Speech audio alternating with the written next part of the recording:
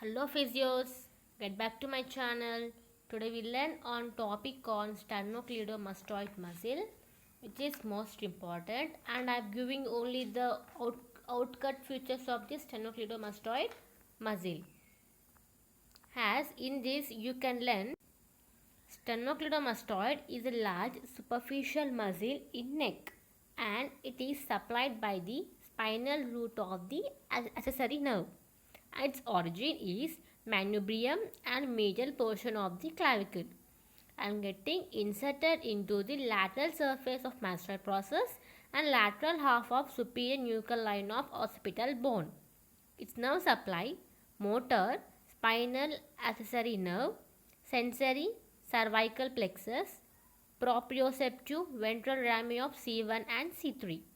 Your blood supply, superior thyroid artery, suprascapular artery, occipital artery, and the veins are your same like superior thyroid vein, suprascapular vein, occipital vein.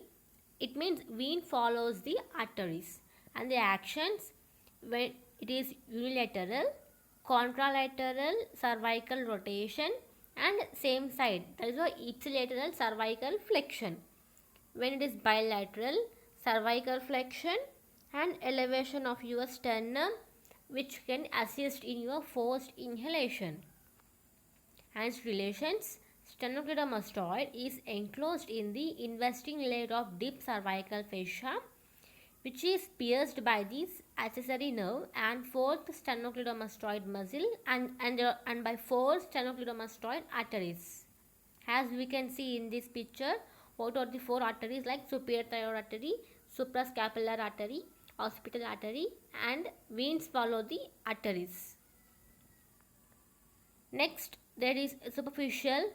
There is a skin, superficial fascia, platysma, external jugular vein, great auricular, supraclavicular nerves, lesser occipital nerve, parotid gland which overlaps the muscles.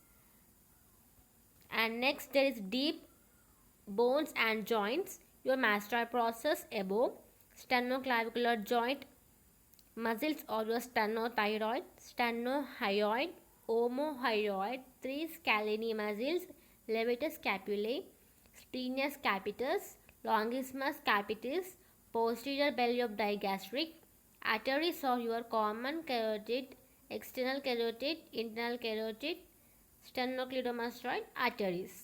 Your veins are your internal jugular vein, external jugular vein, facial vein and lingual vein.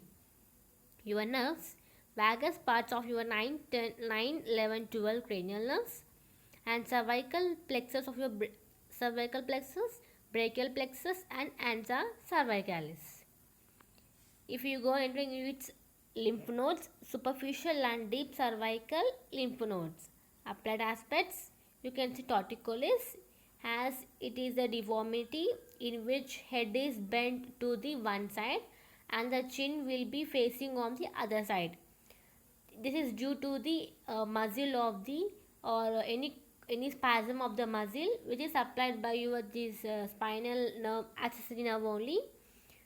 And next is your Raynaud. It is due to the shortening of the muscle fibers due to intravascular clotting of the veins within the muscle. So these are the applied aspects for your sternocleidomastoid muscle. As a muscle, you need to write your origin, insertion of supply actions, even though you can write your blood supply and what are the content under superficially and deep. Next, your applied aspects. So these are the contents in sternocleidomastoid when you can write in 5 marker. Thanks for watching SPN. For more updates, subscribe, like and share my videos.